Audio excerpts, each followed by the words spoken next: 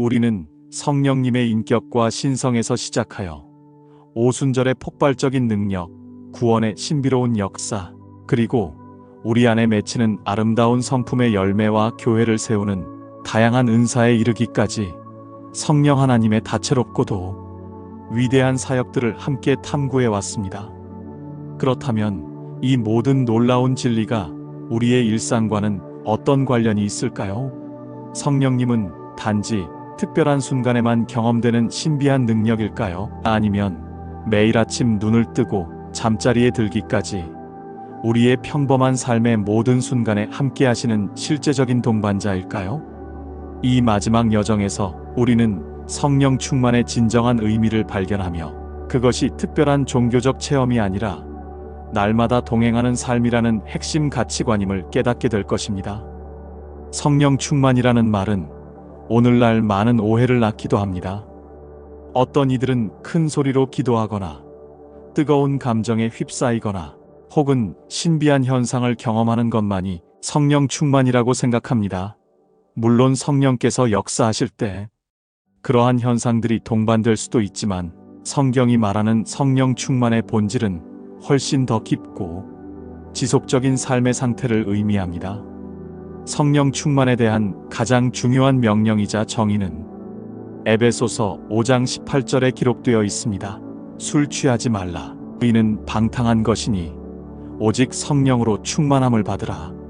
사도 바울은 여기서 매우 흥미로운 대조를 사용합니다. 술 취함과 성령 충만함, 이 둘은 겉으로 보기에는 전혀 관련 없어 보이지만 한 가지 공통점이 있습니다. 바로 다른 것에 의해 지배받는 상태라는 점입니다.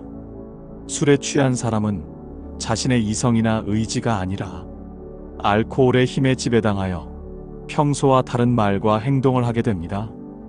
그 결과는 방탕함, 즉 무절제하고 파괴적인 삶으로 이어집니다. 이와 마찬가지로 성령으로 충만한 사람은 자신의 생각이나 욕망이 아니라 내 안에 계신 성령 하나님의 인도하심과 능력에 온전히 지배받는 상태를 의미합니다. 그러나 그 결과는 술 취함과 정반대입니다. 방탕함이 아니라 거룩함, 무질서가 아니라 평화, 파괴가 아니라 생명을 낳는 삶으로 이어지는 것입니다. 이 구절에서 우리가 주목해야 할 가장 중요한 부분은 성령으로 충만함을 받으라는 명령의 동사 형태입니다. 원어인 헬라어 동사 플레루스데는 몇 가지 중요한 문법적 특징을 가지고 있습니다. 첫째, 이것은 현재 시제입니다. 이것은 성령 충만이 과거에 한 번 경험하고 끝나는 단회적인 사건이 아니라 계속해서 반복적으로 날마다 충만함을 받아야 하는 지속적인 과정임을 의미합니다. 어제 충만했다고 해서 오늘 자동적으로 충만한 것이 아닙니다.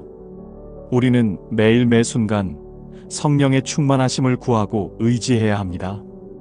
둘째, 이것은 수동태입니다. 이것은 우리가 스스로의 노력이나 의지로 성령 충만해질 수 없음을 보여줍니다. 내가 나를 채우는 것이 아니라 성령께서 나를 채우시도록 나를 내어드리는 것입니다. 즉, 성령 충만은 내가 무언가를 쟁취하는 것이 아니라 성령께서 내 삶을 온전히 다스리시도록 나의 주권을 포기하고 그분께 굴복하고 순종하는 상태입니다. 그것은 자기 비움과 하나님께 내어 맡김의 자세입니다.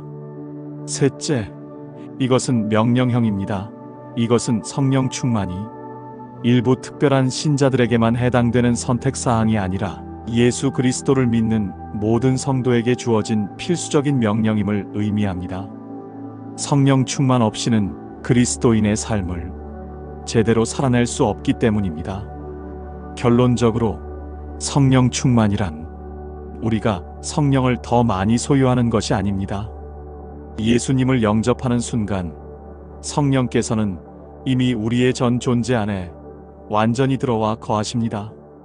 따라서 성령 충만이란 내 안에 이미 와 계신 성령께서 나의 삶의 더 많은 부분을 다스리시도록 나의 생각과 감정과 의지를 그분께 날마다 내어드리는 것입니다. 즉, 내가 성령을 얼마나 가지고 있는가의 문제가 아니라 성령께서 나를 얼마나 가지고 계신가의 문제입니다.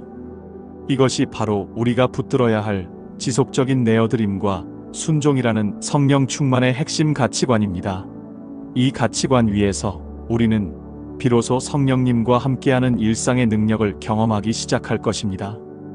성령 충만이 성령께서 우리의 삶을 온전히 다스리시도록 날마다 우리 자신을 내어드리는 것이라면 이제 우리의 질문은 자연스럽게 이것으로 이어집니다. 어떻게 우리는 매일의 삶 속에서 그분의 다스림을 받고 그분과 동행하는 삶을 살아갈 수 있는가? 성경은 이 질문에 대해 매우 실제적이고 구체적인 지침들을 제공합니다. 그것은 신비로운 비법이 아니라 우리의 의지적인 선택과 순종을 통해 이루어지는 일상의 영적 훈련입니다. 먼저 성령과의 동행은 하나님의 뜻을 분별하려는 의식적인 노력에서 시작됩니다. 에베소서 5장 17절, 즉 성령 충만을 명령하기 바로 앞 9절에서 바울은 이렇게 권면합니다. 그러므로 어리석은 자가 되지 말고 오직 주의 뜻이 무엇인가 이해하라. 성령 충만한 삶은 생각 없이 감정이나 환경에 이끌려 살아가는 삶이 아닙니다. 오히려 그것은 매 순간 하나님께서 지금 나에게 원하시는 뜻은 무엇일까? 를 묻고 성령의 조명을 구하며 하나님의 뜻을 깨달아 알려고 애쓰는 지극히 의식적이고 분별력 있는 삶입니다. 성령님은 우리 안에서 하나님의 뜻을 가르치시고 인도하시는 분이십니다. 그러나 우리가 그분의 음성에 귀 기울이지 않고 세상의 소리에만 집중한다면 우리는 결코 그분의 인도를 받을 수 없습니다. 따라서 성령과의 동행은 말씀을 묵상하고 기도하는 가운데 하나님의 뜻을 구하는 적극적인 자세를 요구합니다. 다음으로 성령과의 동행은 육체의 소욕을 거스르고 성령의 소욕을 따르려는 적극적인 순종을 통해 이루어집니다. 갈라디아서 5장 16절은 이 원리를 명확하게 제시합니다. 내가 이르노니 너희는 성령을 따라 행하라. 그리하면 육체의 욕심을 이루지 아니하리라. 여기서 성령을 따라 행하라는 것은 우리 안에 계신 성령께서 기뻐하시는 것과 슬퍼하시는 것을 민감하게 인식하고 그분의 인도하심에 우리의 발걸음을 맞추어 살아가는 것을 의미합니다. 우리 안에는 여전히 죄를 향해 나아가려는 육체의 소욕이 남아 있습니다. 그러나 우리가 의지적으로 성령의 인도하심을 따르기로 선택하고 순종할 때 성령께서는 우리에게 육체의 욕심을 이길 수 있는 힘과 능력을 공급해 주십니다. 이것은 마치 흐르는 강물을 거슬러 올라가려는 배와 같습니다. 노를 젓지 않고 가만히 있으면 자연스럽게 죄의 물결에 떠내려가지만 성령의 능력을 의지하여 힘써 순종의 노를 저을 때 우리는 비로소 거룩함의 방향으로 전진할 수 있게 되는 것입니다. 갈라디아서 5장 25절은 이 원리를 다시 한번 강조합니다. 만일 우리가 성령으로 살면 또한 성령으로 행할지니 성령으로 새 생명을 얻었다면 마땅히 성령의 인도하심을 따라 살아가는 것이 성도의 책임이라는 것입니다. 이러한 적극적인 순종의 이면에는 우리가 피해야 할 소극적인 경고 또한 존재합니다. 성경은 우리가 성령님과의 관계 속에서 저지를 수 있는 두 가지 심각한 잘못을 경고합니다. 첫째는 하나님의 성령을 근심하게 하지 말라는 것이고, 둘째는 성령을 소멸하지 말라는 것입니다. 성령을 근심하게 하는 것은 주로 우리가 알고도 짓는 고의적인 죄, 즉 성령께서 싫어하시는 줄 알면서도 불순종하는 행위를 통해 일어납니다. 마치 사랑하는 부모의 마음을 아프게 하는 자녀처럼 우리의 죄는 우리 안에 계신 인격적인 성령님의 마음을 깊이 슬프게 합니다. 성령을 소멸하는 것은 성령께서 우리 안에서 역사하시려는 감동이나 인도하심, 혹은 은사의 나타남을 무시하거나 억누르는 행위를 의미합니다. 뜨겁게 타오르는 불을 찬물로 꺼버리듯 우리의 무관심과 완악함은 성령의 역사를 방해하고 소멸시킬 수 있습니다. 결국 성령 충만한 삶, 즉 성령과 동행하는 삶이란 이처럼 하나님의 뜻을 적극적으로 구하고 순종하며 나아가는 동시에 성령께서 싫어하시는 죄를 멀리하고 그분의 감동하심에 민감하게 반응하는 균형 잡힌 영적인 여정입니다. 이것은 마치 섬세한 악기를 조율하는 것과도 같습니다. 너무 느슨해지지도 너무 팽팽해지지도 않게 날마다 우리의 마음과 삶을 성령의 주파수에 맞추는 것입니다. 이를 위해 필요한 것이 바로 성령을 향한 민감성과 반응성이라는 가치관입니다. 매 순간 내 안에서 말씀하시는 성령의 음성에 귀 기울이고 그 작은 속삭임에도 즉각적으로 순종하며 반응하는 삶. 이것이 바로 성령 충만을 유지하는 비결이며 일상 속에서 하나님의 능력을 경험하는 통로입니다. 성령 충만의 명령 뒤에는 반드시 그 결과가 따라옵니다. 술 취함의 결과가 방탕함, 즉 무질서하고 파괴적인 삶이었던 것과 극명하게 대조적으로 성령 충만의 결과는 하나님께서 기뻐하시는 질서 있고 생명력 넘치는 삶으로 나타납니다. 사도 바울은 에베소서 5장 19절부터 21절까지 성령으로 충만함을 받은 성도의 삶 속에 자연스럽게 흘러나오는 4가지 아름다운 모습들을 제시합니다. 이것은 우리가 성령 충만한 상태에 있는지 스스로 점검해 볼 수 있는 중요한 시금석이자 우리가 추구해야 할 거룩한 삶의 목표입니다. 첫째, 성령 충만한 사람은 시와 찬송과 신령한 노래들로 서로 화답합니다. 성령의 임재는 우리의 입술에 새로운 노래를 담아주십니다. 세상의 노래가 헛된 쾌락이나 슬픔, 분노를 노래한다면 성령 충만한 성도의 노래는 하나님을 향한 찬양과 감사, 그리고 서로를 향한 격려와 위로로 가득 차게 됩니다. 여기서 시는 구약의 시편을, 찬송은 하나님을 높이는 장엄한 찬양을, 신령한 노래는 성령의 감동으로 즉흥적으로 불리는 영적인 노래를 의미할 수 있습니다. 중요한 것은 이 모든 노래가 서로 화답하며 불린다는 점입니다. 성령 충만은 개인적인 영적 황홀경에만 머무는 것이 아니라 공동체 안에서 함께 하나님을 높이고 서로를 세워주는 역동적인 교제로 나타나는 것입니다. 우리의 모임과 대화 속에 세상적인 비난과 불평 대신 하나님을 향한 찬양과 서로를 향한 영적인 격려가 넘쳐나고 있다면 그것이 바로 성령 충만의 증거입니다. 둘째, 성령 충만한 사람은 마음으로 주께 노래하며 찬송합니다. 진정한 찬양은 단지 입술의 고백에서 그치지 않습니다. 그것은 마음의 가장 깊은 곳에서부터 우러나오는 하나님을 향한 사랑과 감사의 표현입니다. 성령께서는 우리의 굳은 마음을 부드럽게 하시고 우리의 영혼을 소생시키사 하나님을 향한 자발적이고 기쁨 넘치는 찬양이 터져나오게 하십니다. 형식적인 예배나 사람들에게 보이기 위한 찬양이 아니라 골방에서 홀로 있을 때조차 마음속에서 주님을 향한 사랑의 노래가 흘러나온다면 그것이야말로 성령께서 우리 안에서 행하시는 아름다운 역사입니다. 성령 충만은 우리의 감정을 메마르게 하는 것이 아니라 오히려 하나님을 향한 가장 순수하고 깊은 감정인 사랑과 기쁨의 찬양으로 우리를 인도합니다. 셋째, 성령 충만한 사람은 범사에 우리 주 예수 그리스도의 이름으로 항상 아버지 하나님께 감사합니다. 성령의 사람은 감사의 사람입니다.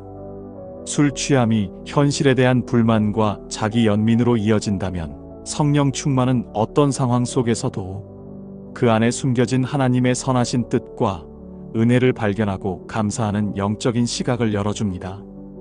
여기서 강조되는 것은 범사에 그리고 항상 감사한다는 것입니다. 좋은 일이 있을 때만 감사하는 것은 누구나 할 수 있습니다. 그러나 성령 충만한 사람은 이해할 수 없는 고난과 역경 속에서도 심지어 모든 것이 무너져 내리는 것 같은 절망의 순간에도 모든 것을 합력하여 선을 이루실 하나님 아버지를 신뢰하기에 감사할 수 있는 초월적인 능력을 소유하게 됩니다. 이 감사는 억지로 쥐어짜는 긍정적인 생각이 아니라 모든 상황 뒤에서 역사하시는 하나님의 주권과 사랑을 믿는 깊은 신뢰에서 비롯되는 것입니다. 우리의 입술에서 불평 대신 감사가 넘쳐나기 시작할 때 그것은 성령께서 우리의 마음을 다스리고 계시다는 분명한 증거입니다. 넷째, 성령 충만한 사람은 그리스도를 경외함으로 피차 복종합니다. 이것은 어쩌면 성령 충만의 결과 중 가장 도전적이면서도 공동체의 건강을 위해 가장 필수적인 열매일지 모릅니다. 술 취함이 자기 중심성과 다툼으로 이어진다면 성령 충만은 다른 사람을 나보다 낮게 여기는 겸손과 서로를 향한 자발적인 복종으로 나타납니다. 여기서 복종은 굴욕적인 예속을 의미하는 것이 아닙니다. 그것은 그리스도께서 교회를 위해 자신을 내어주신 것처럼 공동체의 유익과 하나 됨을 위해 나의 권리와 주장을 기꺼이 내려놓고 서로를 섬기는 사랑의 질서입니다. 이 피차 복종의 원리는 바로 뒤이어 나오는 아내와 남편, 자녀와 부모, 종과 상전의 관계에 대한 구체적인 권면들의 대전제가 됩니다. 성령 충만은 우리를 독단적인 리더나 불평하는 추종자로 만드는 것이 아니라 그리스도를 경외하는 마음으로 서로의 권위를 인정하고 기쁨으로 섬기는 아름다운 관계를 만들어갑니다. 우리의 가정과 교회, 직장 속에서 이러한 상호 존중과 섬김의 모습이 나타나고 있다면 그것이야말로 성령께서 운행하시는 가장 확실한 증거입니다. 이처럼 성령 충만은 결코 추상적인 개념이 아닙니다. 그것은 찬양과 감사 그리고 서로를 향한 복종이라는 지극히 실제적이고 구체적인 삶의 열매들로 증명되는 것입니다. 성령 충만한 삶의 결과가 찬양과 감사 그리고 피차 복종하는 아름다운 관계로 나타난다면 이제 우리는 이 모든 것이 어떻게 일상의 능력이 되는지를 깨달아야 합니다. 성령 충만은 결코 예배당 안에만 머무는 종교적인 경험이 아닙니다. 그것은 월요일 아침 직장으로 향하는 발걸음 속에서 자녀의 반항 앞에서 인내해야 하는 순간 속에서 예상치 못한 질병과 경제적인 어려움 앞에서 흔들리지 않는 평안을 누리게 하는 실제적인 능력입니다.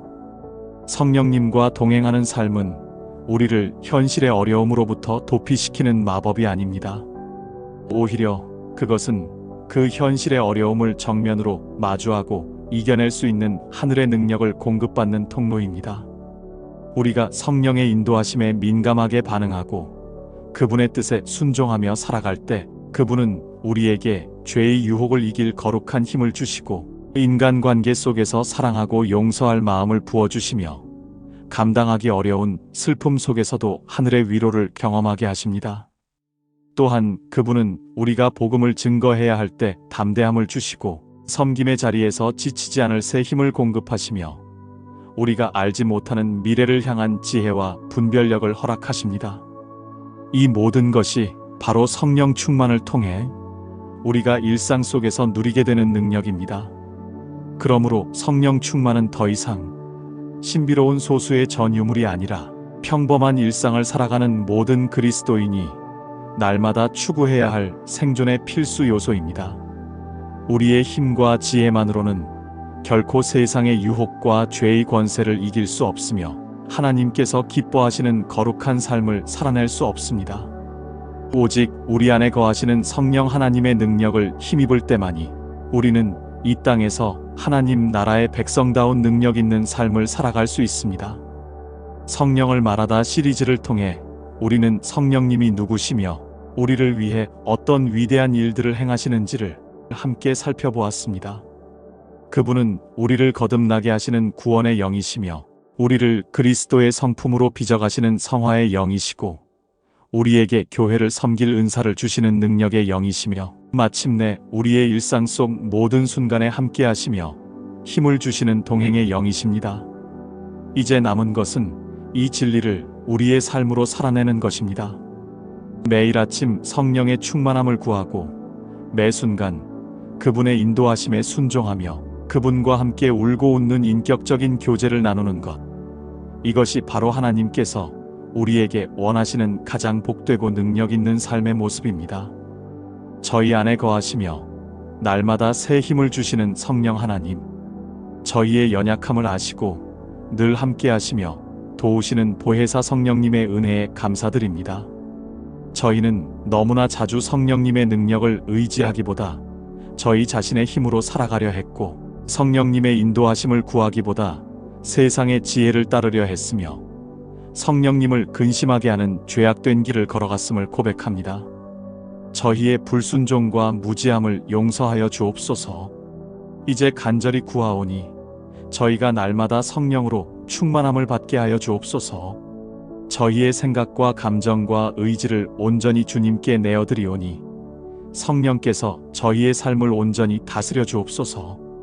그리하여 저희의 입술에서는 찬양과 감사가 넘쳐나게 하시고 저희의 마음에는 하늘의 기쁨과 평강이 가득하게 하시며, 저희의 관계 속에서는 서로를 향한 사랑과 복종의 아름다운 모습이 나타나게 하여 주옵소서. 일상의 모든 순간 속에서 성령님의 능력을 힘입어 죄를 이기고 거룩함을 이루며 맡겨진 사명을 기쁨으로 감당하는 저희 모두가 되게 하여 주옵소서. 살아계셔서 지금도 저희와 함께 하시는 우리 주 예수 그리스도의 이름으로 기도드립니다. 아멘. 이 영상이 주님의 은혜를 나누는데 도움이 되셨다면 채널을 위해 구독과 좋아요로 마음을 표현해 주시기를 부탁드립니다.